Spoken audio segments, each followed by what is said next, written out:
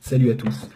Je voudrais juste apporter quelques précisions, notamment à cette députée de La République En Marche, cette gamine que j'ai vue ce matin venir me faire la leçon et expliquer sur les chaînes de télé devant un parterre de journalistes énamourés que les Français avaient du mal avec le consentement à l'impôt. De qui se fout-on? En tout cas, on se fout de ma gueule, ça c'est certain. Moi, j'ai appris à quoi servaient les impôts, j'avais 12 ans.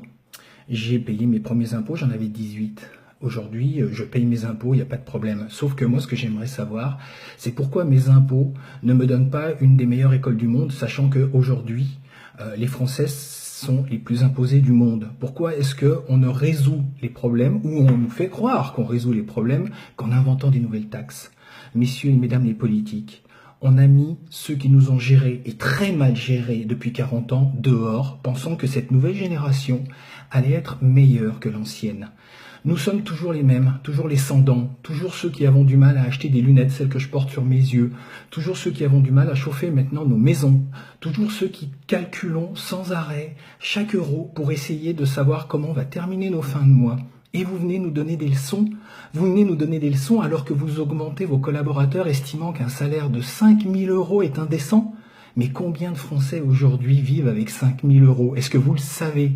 Est-ce que vous avez déjà essayé de vous déplacer sans véhicule en dehors de votre ville de Paris? Est-ce que vous avez déjà essayé de prendre des transports en commun surchargés, bondés, qui ne peuvent même plus arriver à transporter l'ensemble des voyageurs dont c'est un besoin vital? Est-ce que vous savez ce que c'est que d'habiter au fin fond d'une province et devoir vous rendre ne serait-ce que dans une perception aujourd'hui? Déjà, il faut savoir où elle est. Une poste, il y en a de moins en moins. Des services publics, c'est peau de chagrin. Pourtant, ça nous coûte de plus en plus cher. Et vous venez nous dire qu'on a du mal avec le consentement à l'impôt. Moi, j'ai du mal avec le consentement à la connerie. Moi, j'ai du mal avec le consentement et l'acceptation de vos bêtises. Je n'arrive plus à supporter tout ça. Tout ce que je voudrais vous dire, c'est que le citoyen qui était par exemple un bon père de famille quand il roulait à 90 km/h il y a quelques mois, aujourd'hui est devenu un délinquant s'il roule à 90 km/h. Mais vous vous moquez de qui? J'en ai ras-le-bol d'entendre quelqu'un comme Darmanin venir dire « Je vais scruter vos réseaux sociaux pour aller prendre ou redresser le français qui aurait grugé. » Et les 80 milliards d'impôts qui échappent à la France, c'est qui? C'est nous? C'est le petit artisan, le petit commerçant, la secrétaire médicale, l'assistante dentaire? Mais vous vous moquez de qui? Ce sont les très grandes entreprises. C'est ceux-là même qui aujourd'hui font de l'évasion fiscale. Mais vous n'allez pas les chercher, c'est ceux-là qui vous financent. Arrêtez de vous moquer de nous. Arrêtez de nous faire culpabiliser. Vous êtes complètement devenus fous. Ça, c'est plus possible. Donc il faut que vous compreniez que cette histoire de gasoil, cette histoire de pétrole, c'est peanuts par rapport à 40 ans de gouttes d'eau chinoise sur notre front.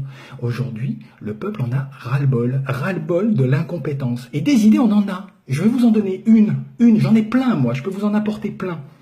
La France est le pays qui épargne le plus au monde. Vous savez pourquoi on épargne? Parce qu'on a peur de vous.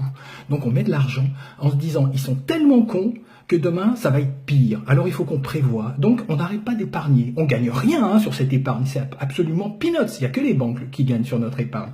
Eh bien moi, je vais vous dire quelque chose. Vous savez pas comment financer la transition écologique? Eh bien, il y a 2000 milliards sur les comptes des Français. On va pas leur prendre. Ah non, sûrement pas, parce que ça nous appartient, c'est notre argent. Par contre, vous allez créer un haut commissariat à l'énergie écologique, dans lequel les Français qui le désireront pourront investir avec un argent qui sera rémunéré sur la recherche, développement des nouvelles techniques qui rendront l'énergie fossile caduque et nous permettront de chauffer, nous permettront de nous déplacer. Faisons de la recherche, finançons cette recherche avec l'argent justement qui est sur ces plans épargne qui ne rapportent rien et rémunérons bien les Français pour le faire. Et là vous verrez que beaucoup de choses vont changer. Et les Français sont prêts, je suis sûr qu'ils sont prêts à investir, sachant qu'ils vont récupérer sur investissement, parce qu'il faudra rémunérer bien sûr ces investissements. Il ne faudra pas les prendre pour des boucs, parce que jusqu'à présent vous nous avez pris pour des boucs. Juste bon à baisser la tête et à avancer devant le troupeau. Maintenant, c'est terminé. Donc, il y a plein d'idées. Développons les pistes cyclables. Mettons les camions sur le train, faisons du ferroutage. Utilisons le fluvial. On a un réseau fluvial extraordinaire. On a un réseau maritime énorme. Qu'est-ce qu'on attend pour faire de la marée motrice dans des grandes quantités? Devenons un pays exemplaire, mais amenez-nous dans un grand plan. Montrez-nous un avenir qui soit un avenir radieux. Mais c'est sûr que ce ne sont pas les députés LREM que je vois tous les jours qui viennent simplement mâchouiller des éléments de langage comme un vieux malabar qui vont nous proposer ce genre de choses. Non, non, non, non. Ce sont tous des ânes battés qui sont derrière. Et battés, vous savez ce que ça veut dire, hein? Quand on a mis le bas sur le cou, on leur fait baisser la tête. Donc au lieu de relever la tête et puis de regarder l'avenir, ils ne regardent rien. Ils baissent la tête devant le chef ou les chefs. Mais ce sont de très petits chefs, tout petits chefs. Moi, je demande à ces chefs d'arrêter de nous prendre pour des abrutis, peut-être de débattre les ânes, peut-être de discuter avec le peuple, et puis ne pas continuer à nous provoquer, à nous infantiliser et à nous humilier. On a des idées, on n'a pas de pétrole, mais on aimerait bien aussi qu'on nous écoute. Parce que sinon, ça risque d'être beaucoup moins drôle dans quelques mois, voire quelques années. Donc faites bien attention. On est un peuple gentil, on est un peuple intelligent et on en a ras-le-bol de l'incompétence crasse de ceux qui nous dirigent. Sur ce, bonne journée.